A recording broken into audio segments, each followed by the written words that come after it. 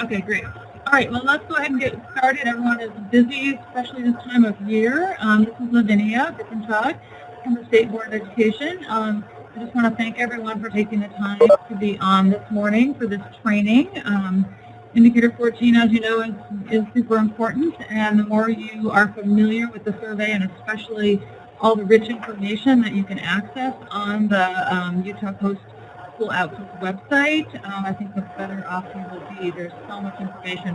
For those of you that were at the Transition Institute, you may have heard Mary Tampa speak about Indicator 14 and may have gone to her session to learn about all that you can do with your data on Indicator on the SoSci website.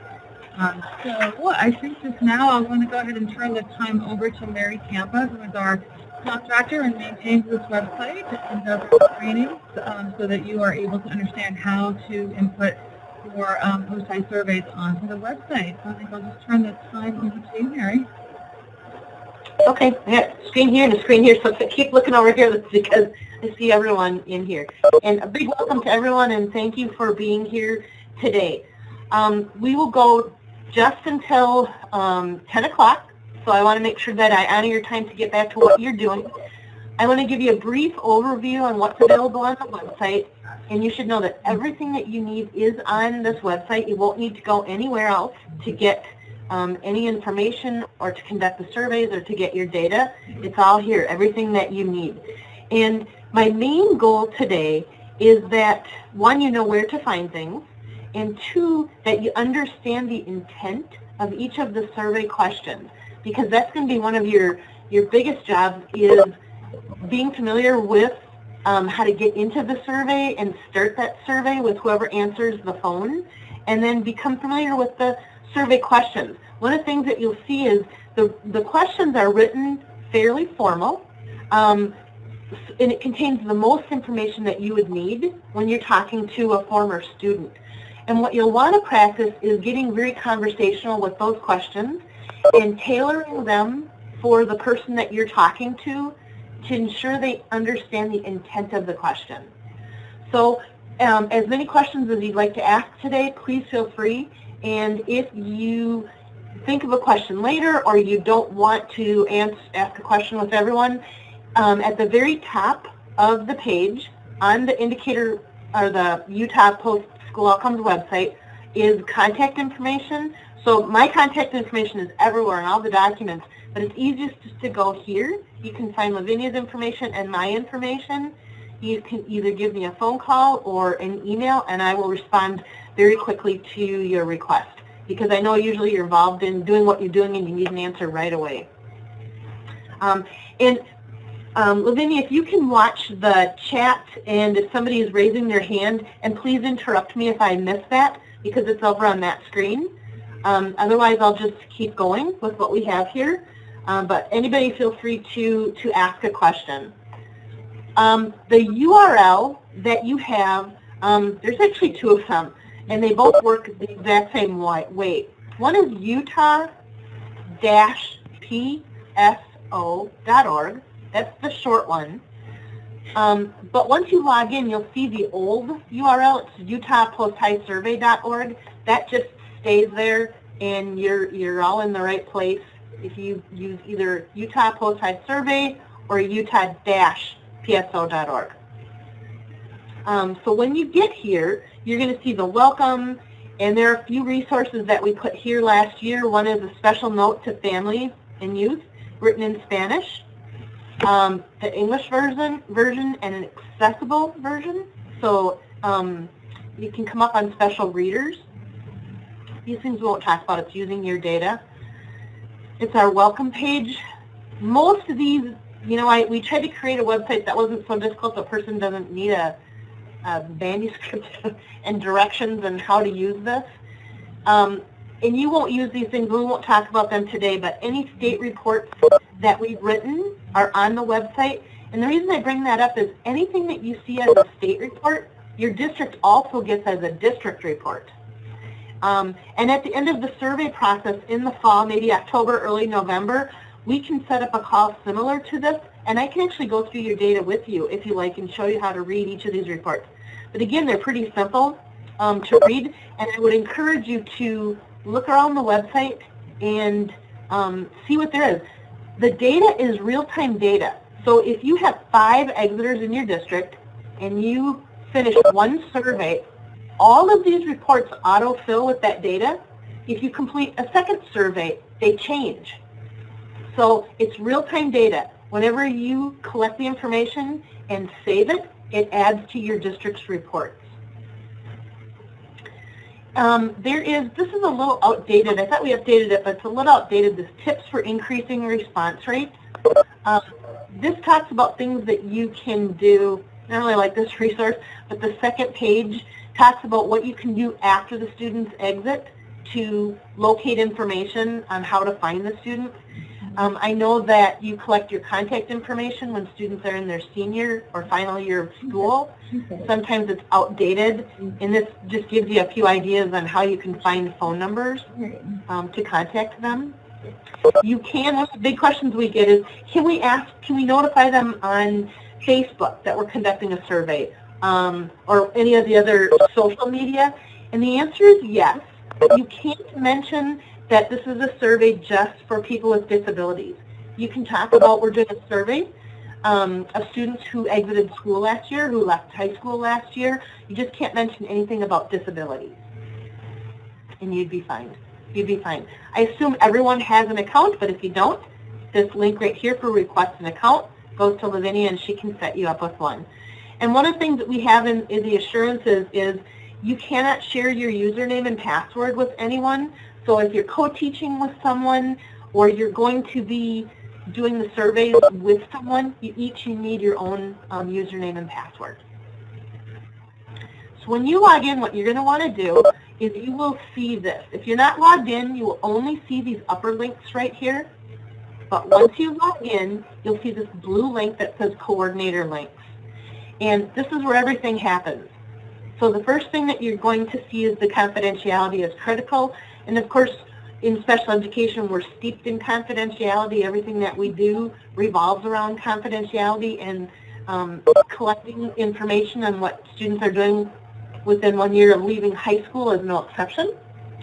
I want to keep that information confidential. Although you cannot see which student said what after the surveys are completed, you will have information and people will know those students. So just know that you can't share that information. And then here's the second link down, says interviewer information. And really, this is everything that you need. There's the website overview, and this document is good to take a look at. And it just explains what I just did, all the different parts of this website. The interviewer directions, you will want to open that up and print that and read through that. It will cover everything that's in here today, but this is a nice document to go to if you, well actually when you are preparing to do the survey, because like I said, we'll cover some things today, but you will need to spend some time after this call preparing. And this is probably the most important document to review. This document shows right here the links that you can use to practice the survey. So you don't want to, the first survey that you do, log in with your district's username and password. What you're going to want to use is one of these, and I'll show you how that works when we get started. This is a test.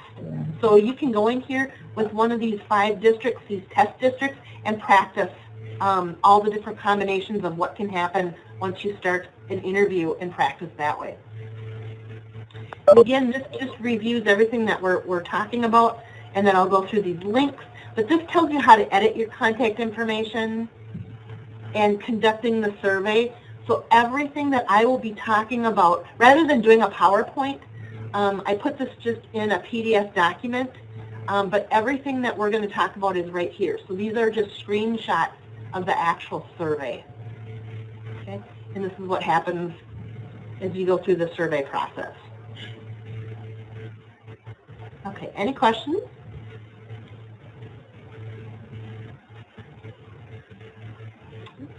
There are the survey questions with the script, because the first few seconds that you have that person on the telephone, whether it's a parent, a guardian, the former student, or an unknown person, it's really an important thing, those first couple seconds, so that the person you're talking to knows that this is a legitimate survey, that you're familiar with who they are, and you want to keep them on the telephone. So we've got the interview questions with that opening script.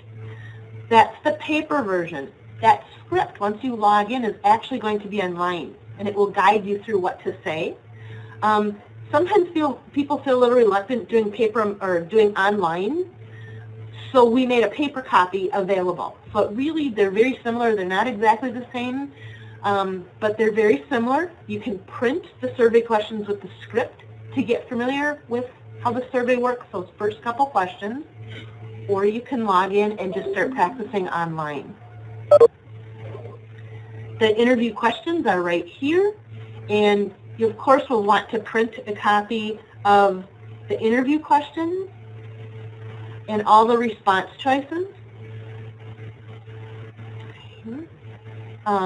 There are a total of 19 questions, and it will tell you if it's choose one or choose all that apply. And if there's any skip patterns, it will tell you which one to go to. So you can practice if you want with paper, but all of these choose one, go to, skip patterns, those are obviously all built in once you're online, if you're doing the survey online. Every once in a while, you'll have a survey that you do with somebody in person. You might decide to meet the former student at a coffee shop or a parent, and you want to do a paper copy. That's absolutely fine.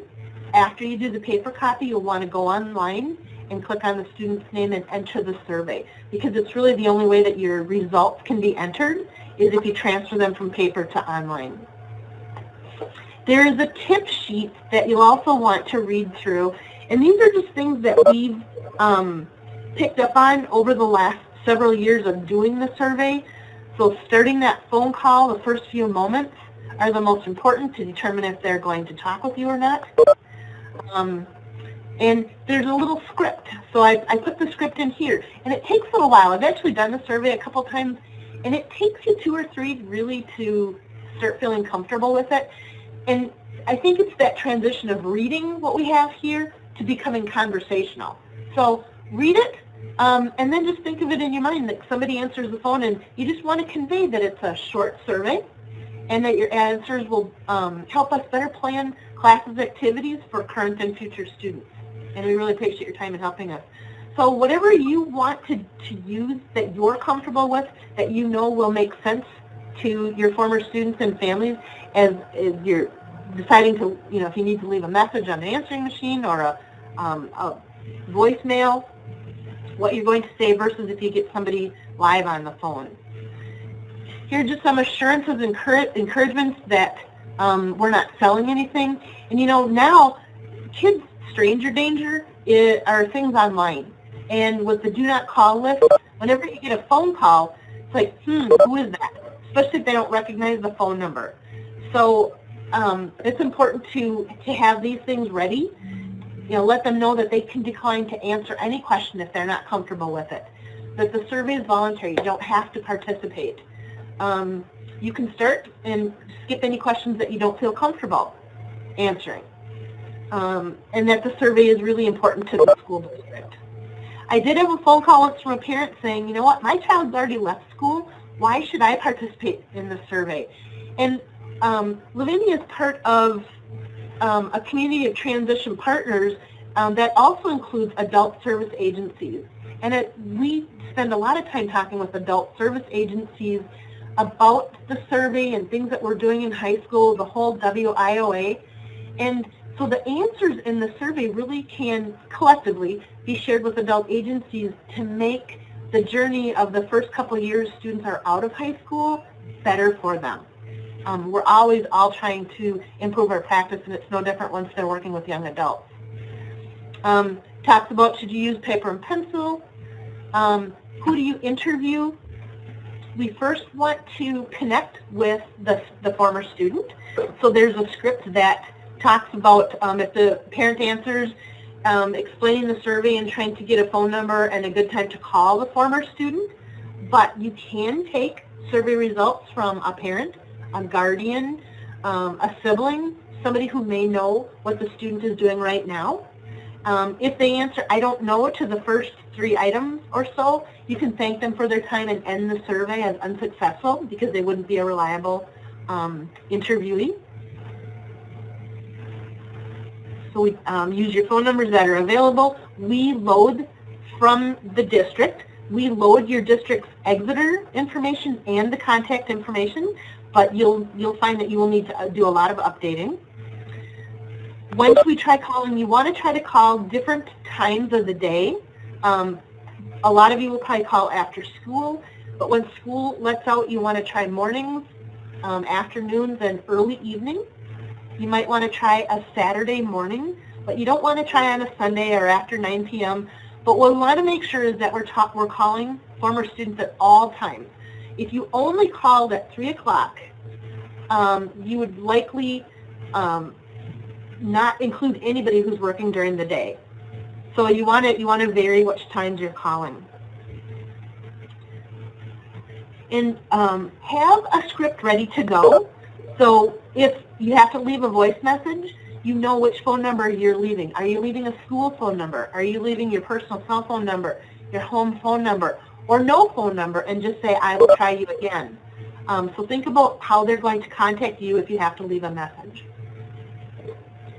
Clarify your responses. Just like when you're doing your testing, I was a school psychologist and a director of special ed for a long time, and so I know when you're doing an assessment with a student, you want to remain very even in your responses. So if they tell you how much money that they're making an hour, if they're making $15 an hour, you don't want to say, oh, wow, that's fantastic, because you get a little halo effect where they want to then answer every question after that in a very positive light. So you really want to just say thank you and move on, just like you would do in your assessments. You can help them by saying, can you be a little more specific? I'm not sure I'm entirely clear about what you mean. Could you explain that a little bit more? So there's some things in the clarifying responses that you can read through. Minimum wage. One of the things we sometimes run into a little difficulty with is people understanding that if you're a wait staff or somebody working at sub-minimum wage, but it really is minimum wage for a tipped employee or a minimum wage employee, that is minimum wage. So $7.25 is minimum wage in Utah, and in order to meet the criteria for competitive employment, we have to know that they're working at least at minimum wage or greater. If they are a tipped employee, minimum wage is $2.13. So you'll want to ask them, with tips, do you make minimum wage or greater? So kind of help them clarify that if they say it's below minimum wage. And then there's a lot of do's and don'ts that I'd really like you to read through before you start. And that always happens, you know, when you're online. Read through these do's and don'ts because they're very important to the success of the survey. And then the interviewer script closing the survey, you can provide some of these resources if it appears that the student may need these. Utah Cares, Access Utah, and the Utah Parent Center resource book. And I believe we have Lavinia's contact information at the end. And every year I get 8 or 10 phone calls from students or their parents about needing assistance or about what is the survey about. So it's important to share that information. Okay, and then I have a notes sheet that you can use a plain old piece of paper, but it's just to remind you, as you're conducting the surveys, if something comes up, take a note and then let me know what it is so I can help you with it. I really want this to be a positive experience for you.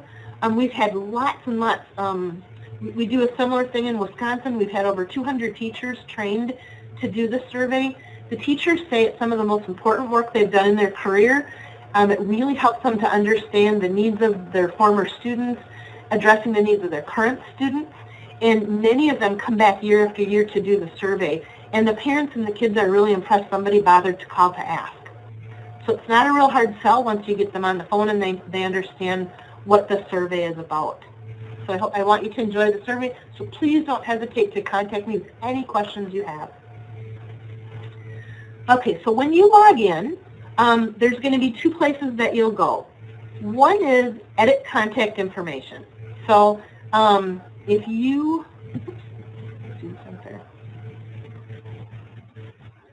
sorry, I don't know where they went.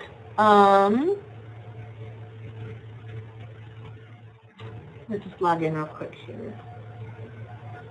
Me. When you log in, you will see edit contact information. Choose a math.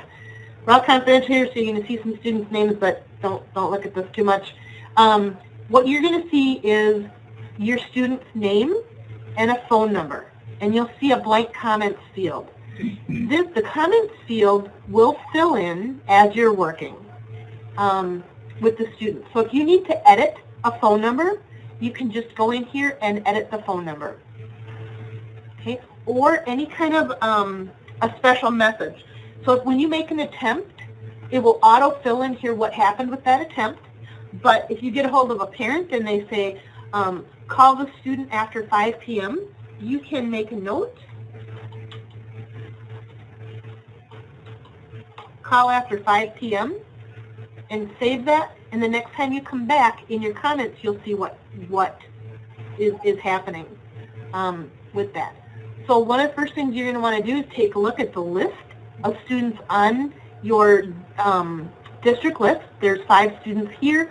Make sure that your student list is correct and that these students are the ones that you're expecting. If you're missing any phone numbers, you'll want to see about getting a phone number for that student.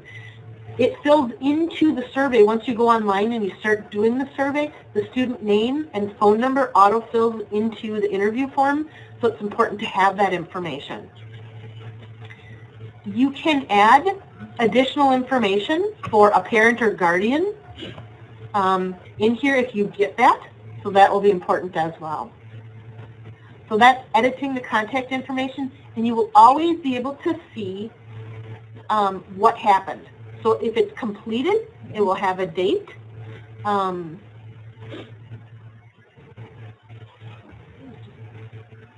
real quick. Okay.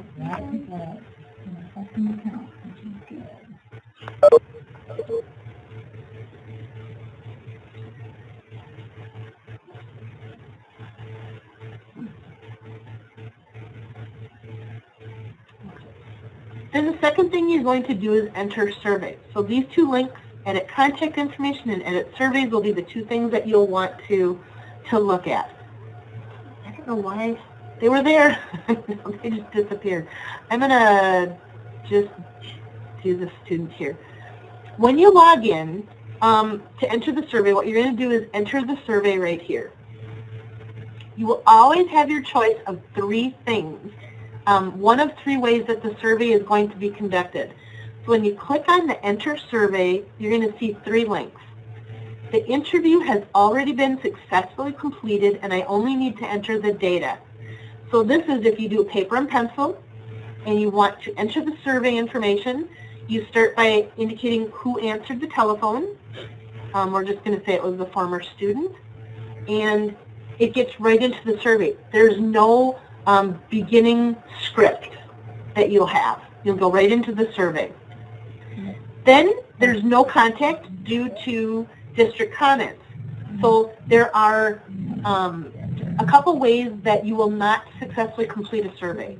One is if the phone is answered and the parent says, I don't want to answer the survey, my child isn't here, I haven't talked to them in 6 months, I don't know where they are. Decline to answer the interview, and it will click to terminate the survey and label as unsuccessful.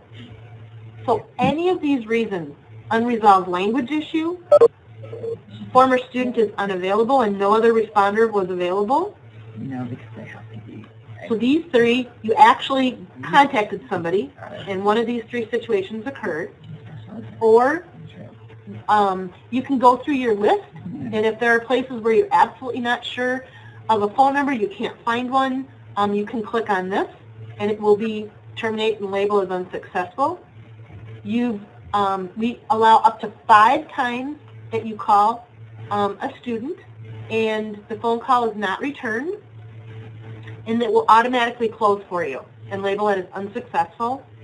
Or another reason that the survey can't be completed, and you can enter that information right here and terminate as unsuccessful.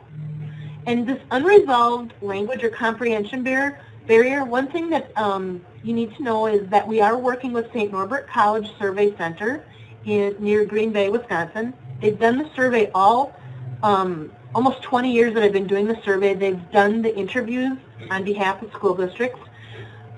They are doing a lot of the school districts in Utah. They can conduct a survey in Spanish or Hmong.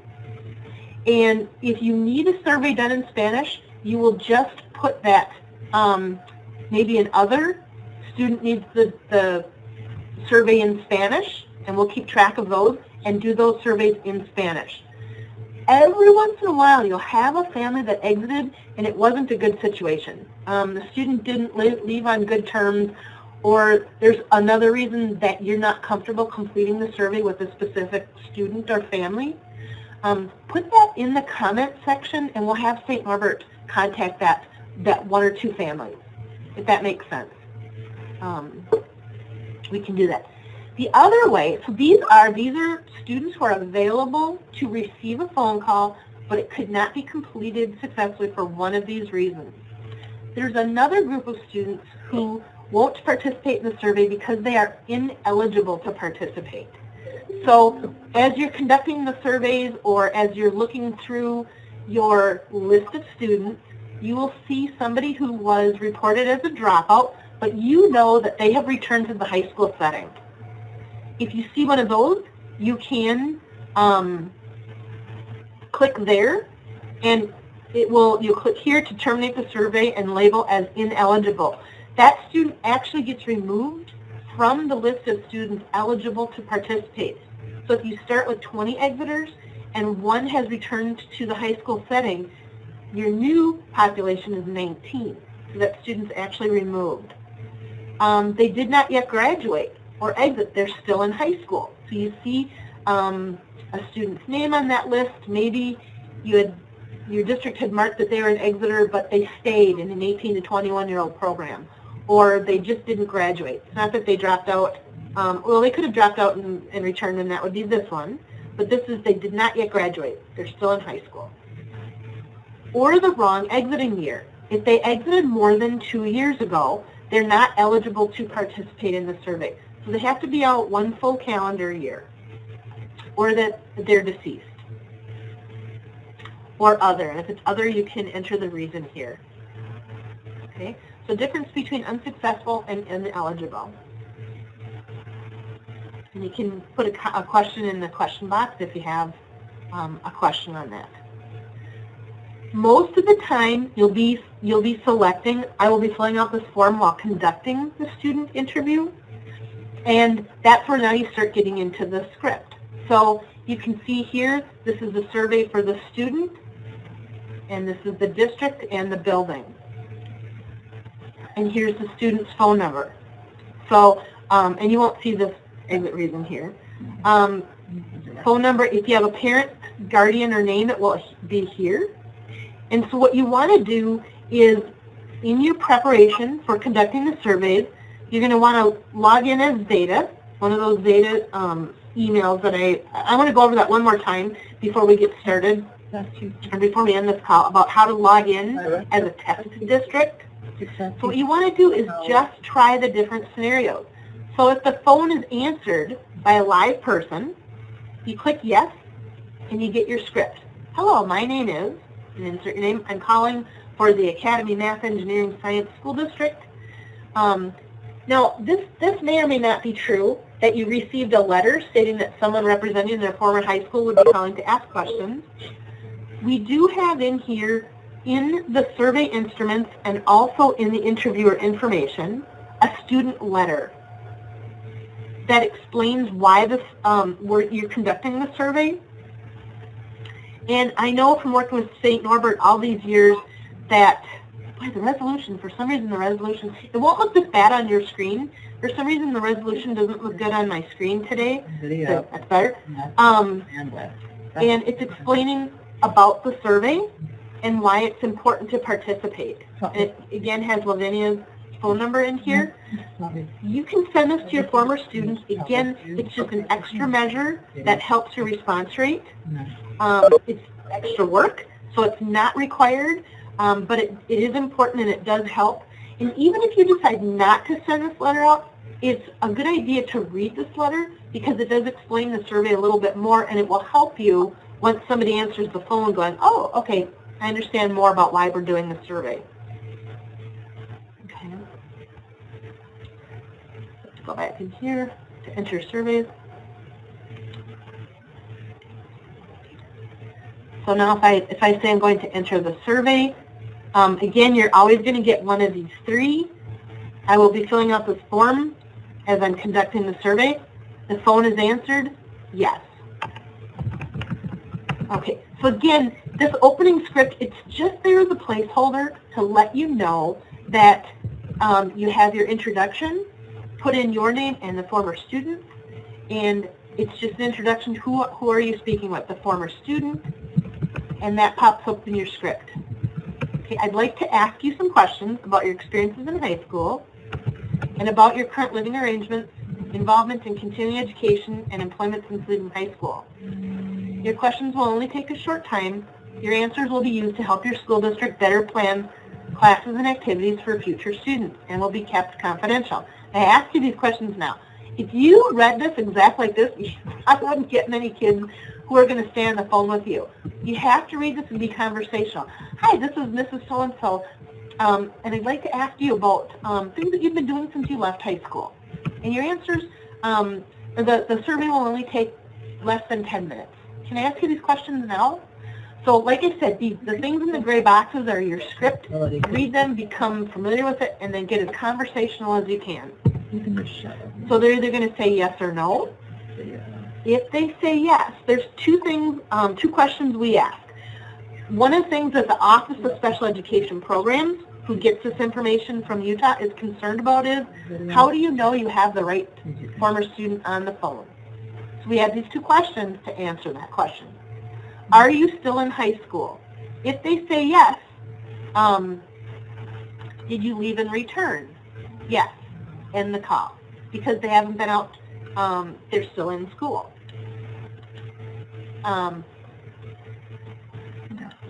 If you say, are you still in high school?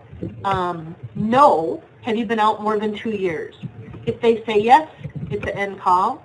If they say no, then you can continue with the survey, which makes sense.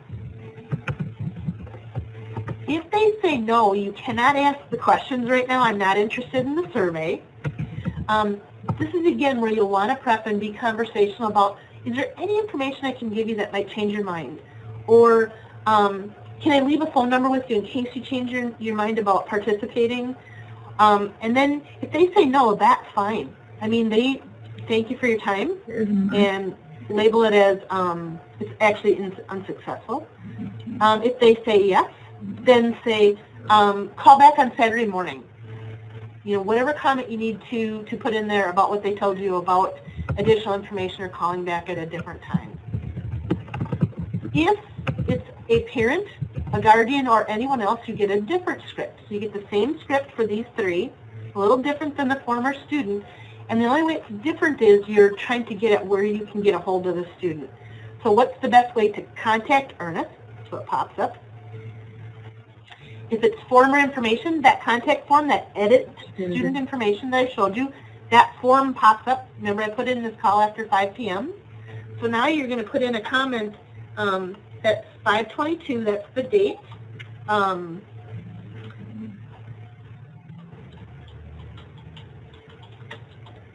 Ask Dad the question.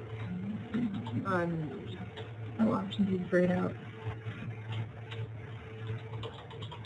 Anything you need to write that's going to help you, remember, save the new contact information, and it's right here. Ask Dad the questions on Saturday morning.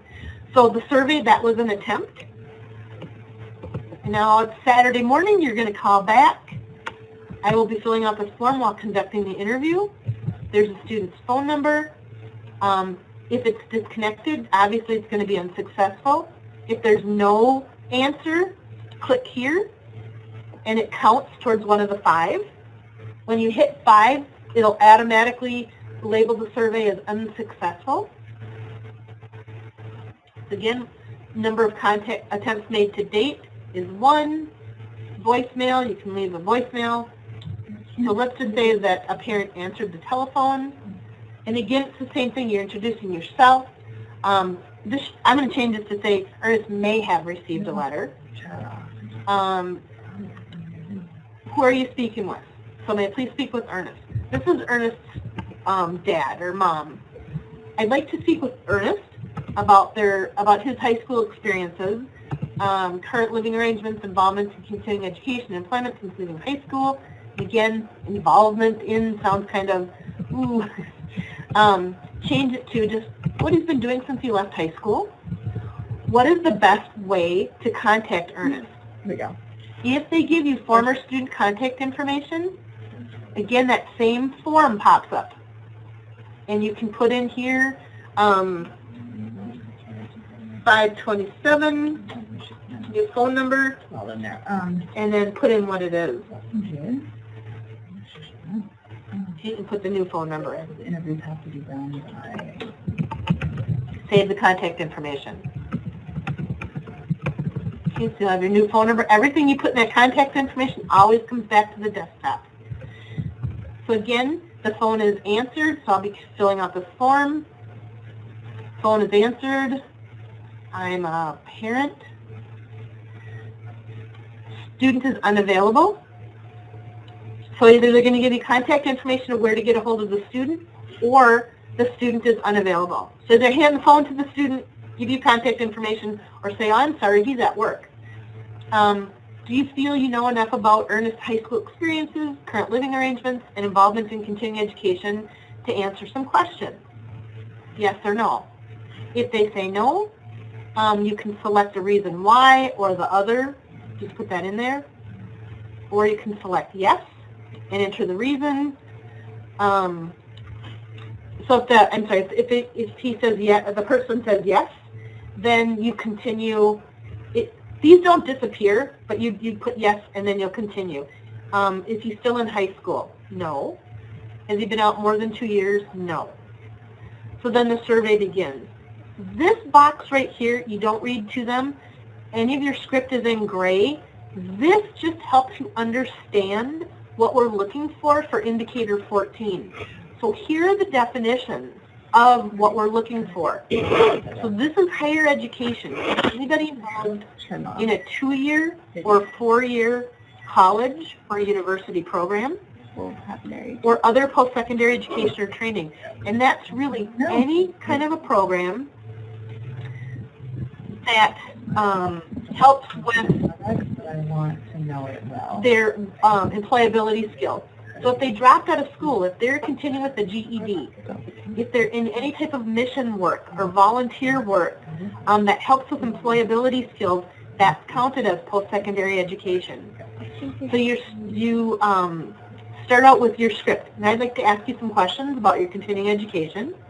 And it can be just that short. Sometimes they've done more than one thing, so you'd be talking about the most recent thing they've participated in. And we have a section, I think. Anytime you see a round circle, that means you can only select one. When you see a square, that means that you can select all that apply. And there's only one all that apply, and that's question 21. Those are squares. Otherwise, it's just select one. So you're asking about, have you participated full-time or part-time? Did you complete a program? Did you attend within 12 months but discontinue? Or you have not attended any further education or training? And this is don't know, refuse, but it's if they can decline an answer anytime they want if they're not comfortable or if they don't know. And when you do that, it grays out and it tells you the next question to go to. So if they don't want to answer any questions about continuing education, or so that gets you right to the employment section.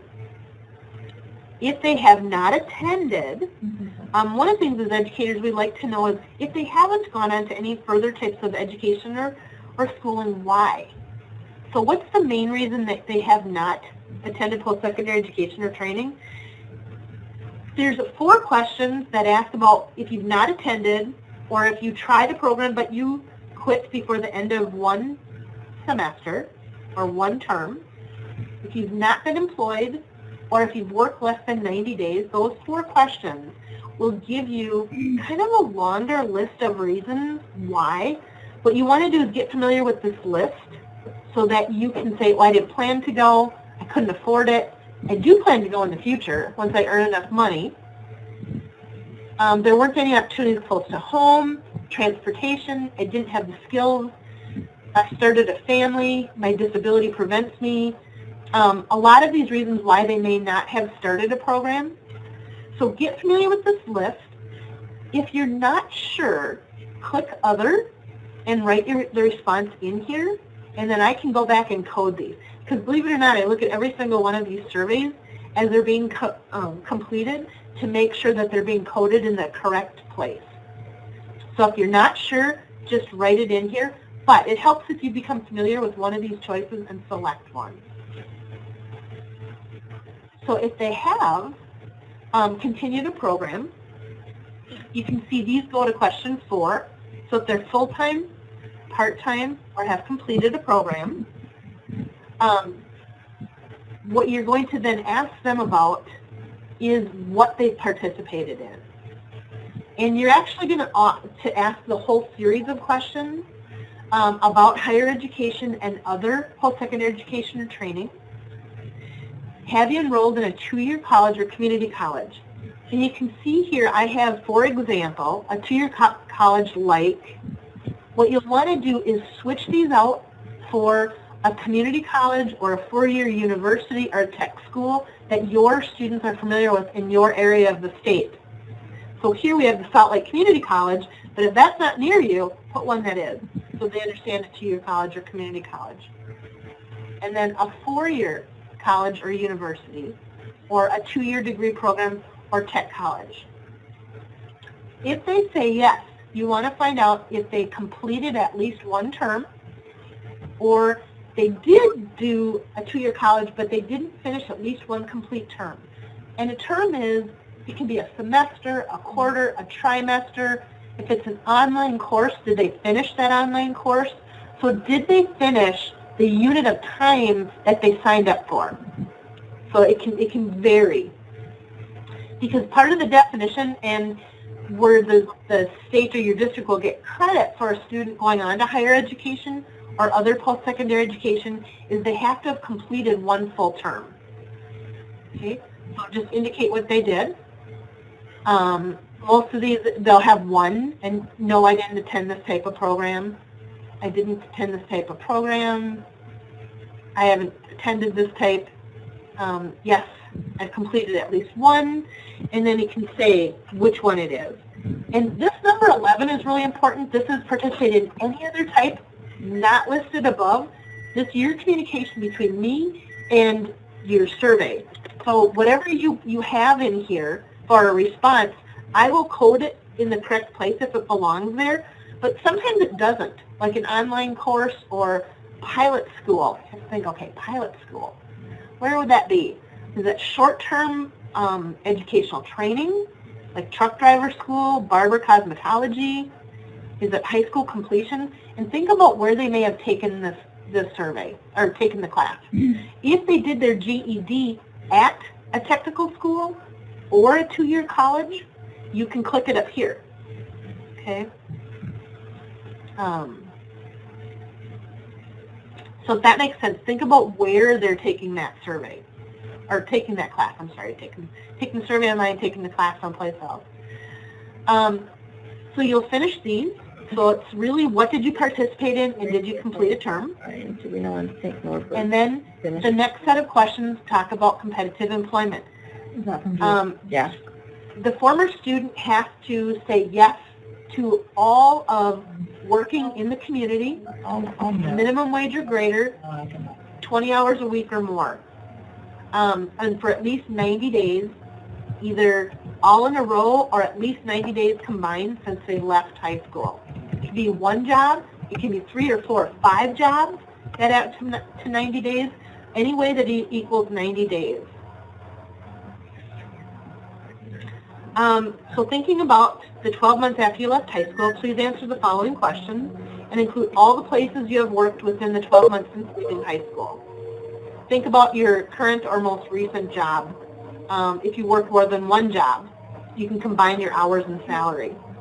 So you're just going to go through these the same way.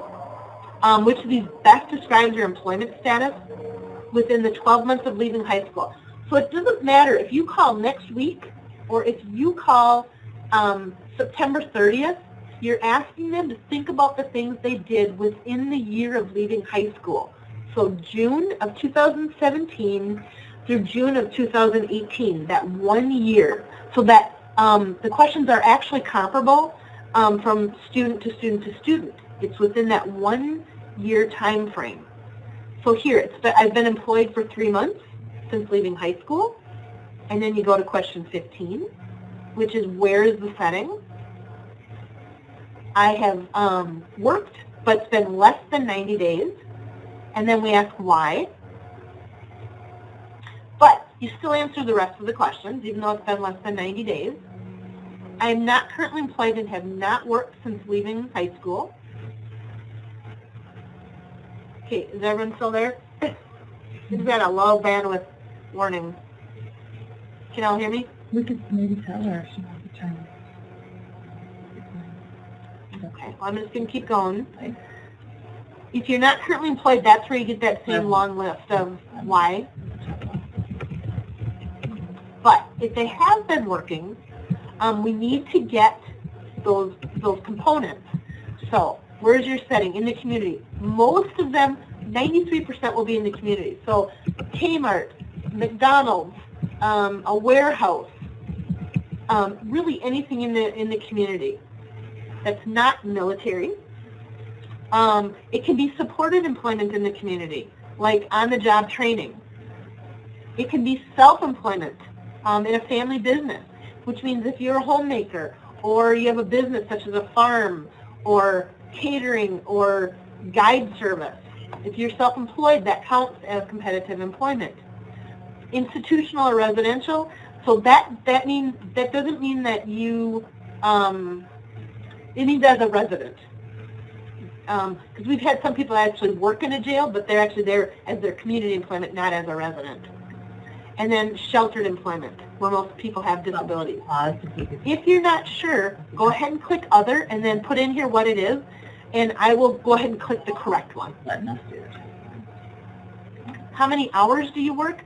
To meet competitive employment, it has to be 20 hours or more. So it can be 20 to 34 or 35 or more. Which of these best describes your usual hourly wage? If it's less than minimum wage, say why. And then I can, because a lot of times this is where I'll see if it's wait staff. That is probably minimum wage for them. It actually would be current minimum. But for anything that's less than minimum wage, put a reason so we know. Usually it's piecework. They'll say I get 25 cents a piece. If they give you a question or an answer like that, say, when you add that money together, would you say that's more than minimum or less than minimum? And usually if it's that situation, you're probably talking to a parent or guardian, and they'll say it's sub-minimum wage. Otherwise, it can be the current minimum, more than minimum but less than 10, 10 to 15, and above 15. Do you get benefits? Yes or no? You don't have to pay too much attention to the go-to because it'll gray out, and the next one you go to is the bold print, which best describes your current living arrangement. Since leaving high school, have you received services or assistance or talked to any of these agencies? Choose all that apply.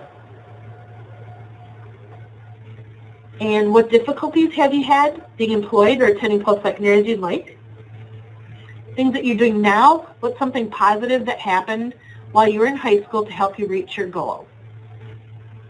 Okay, so that's the last survey question, and it ends the survey on a positive note, and it's really important to get back to teachers and to staff what positive happened with the student that helped them meet their goals. It's good information. And then you click Save the Survey, and it records that it's been successfully entered. So once you get used to the survey, it takes about 10 minutes. If you know the student, the former student or the parent, they'll talk to you more. It'll be a little bit more involved, but it should take right around 10 minutes to do the survey. So I want to go back to how do you get online. I want to make sure everybody really understands how you get online to do one of two things. So I'm going to log out. So when you get here and you enter your username, so mine is this one, and I have, I'm going to try it. When I log in, I see everybody in the state. So when I want to enter a survey, I have to select the district. But you will go automatically to your district, and you will see the students that are listed in your district. And you don't want to start there. What you want to do is log out. So you actually kind of have two accounts. And on the, so let's say you log in. I'm just going to log in this way. As you, and you say, oh, you know, I want to practice. Go to the interviewer information in the interview directions. And the directions will come up, and this will tell you how to do it. So you're going to go back to the website, and you're going to use one of these 5. You can use any one that you want. It's the Zeta 1 through 5 at utahpostisurvey.org, and the password matches. So if I log in as Zeta 1, the password is Zeta 1.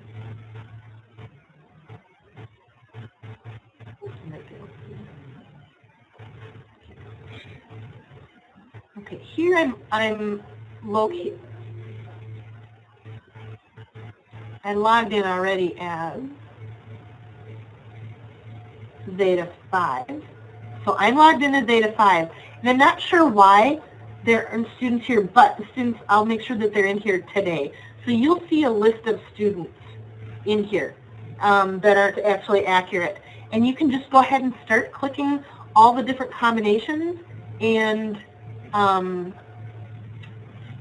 get familiar with the survey questions.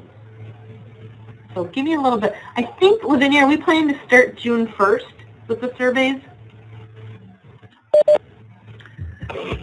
Some of our schools go past June 1st, so I thought we were going to wait until the week after. Okay, and that would be fine, like June 7th. Yeah, that sounds great. I mean, I can pull up and provide you with the actual last day of school for all of our LEAs in the state, but I think there are a few that go past that week of June 1st. Okay, so we'll look at like around June 7th. Yeah, okay. Yeah, but in your individual school district, you'll know your last day of school, and you won't want to start the surveys until they've been out a full year, or that full calendar year, and not until June 7th. June 7th, I'll go ahead and open up the website, and we'll get started. So, any questions? You can, let's see what Natalie decided on. So if they're out, everyone's video abilities. I'm sorry, I didn't do that. I didn't turn off everyone's video abilities. So any other questions? And you know, it's kind of like one of those things. Anytime you're learning something new, you can just hear me babble on for an hour, but get in there and start playing around. And those names will be there just very shortly today. And if you have any questions, just let me know. Give me a call, send me an email, and I'm happy to help you out.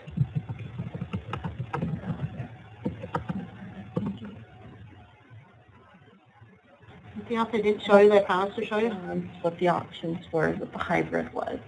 Oh, there is a link at the very bottom here. Interviews and attempts have been completed.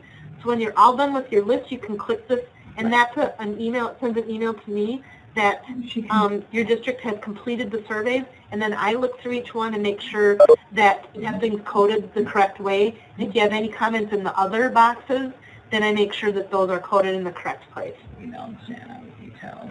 Okay, what So about, that's good to what click about interviews and question? then completed. There, let me close it.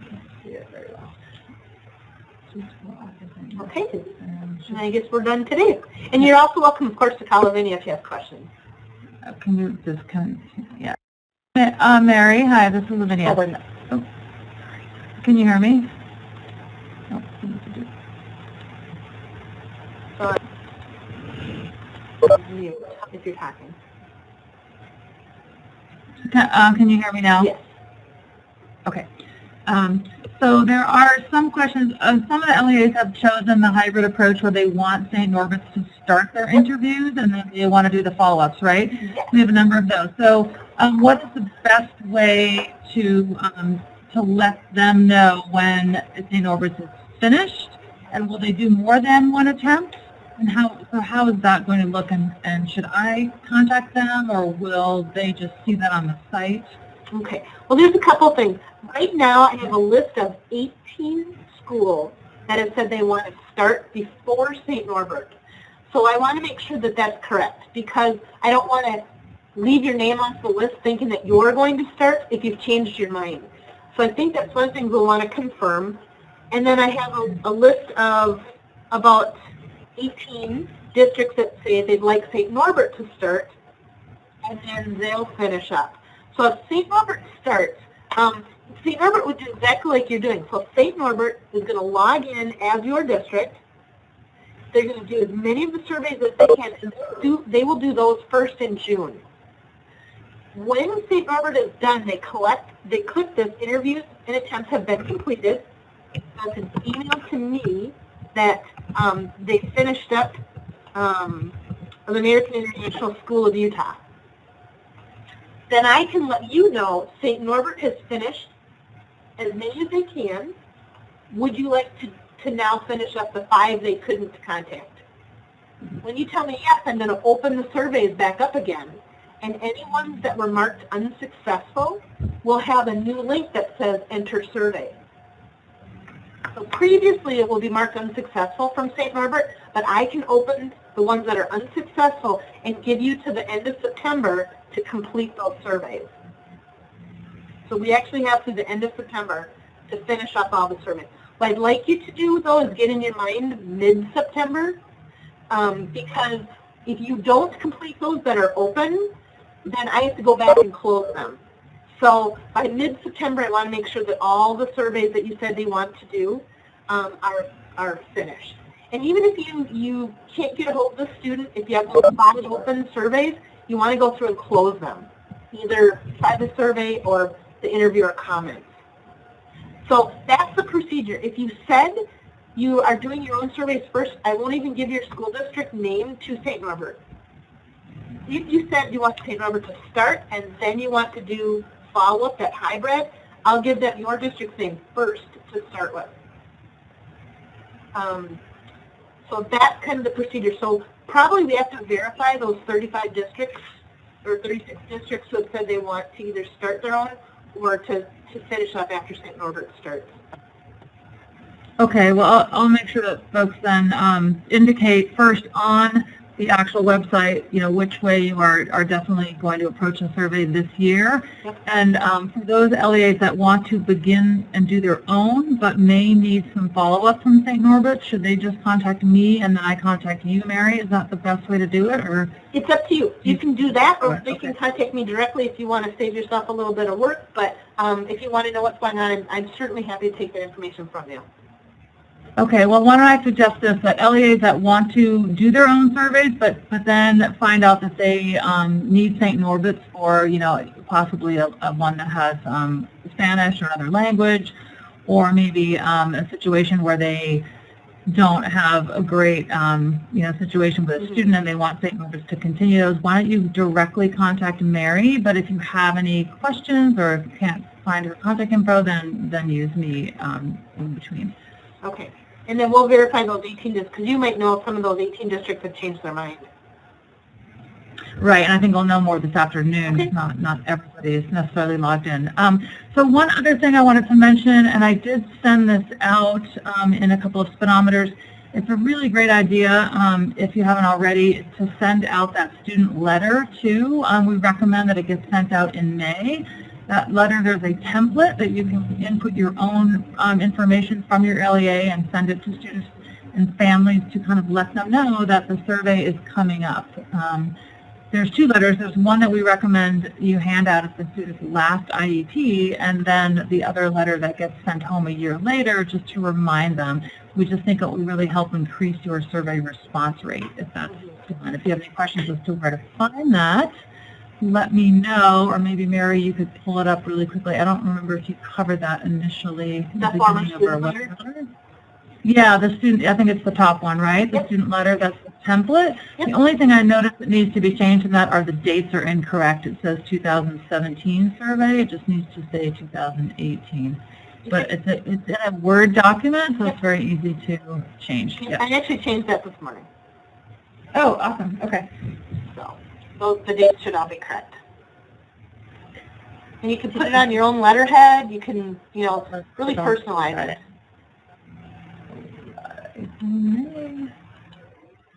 So it's there. It's part of the survey instruments up here on the left. Don't even need a login. Well, and it's also in the interviewer information, the student letter. 2 places. All right. Well, good luck, Great. everyone. And I know it sounds a little confusing as I'm trying to explain this to the little white dot, but it is a fun process. And just to let everyone know, we have another webinar at 3 o'clock. We'll record that one as well. And I think by turning off the video capability, we will hopefully have better resolution and that the screen will be a lot more legible. But if there aren't any further questions, Thanks, everyone. great. Everyone.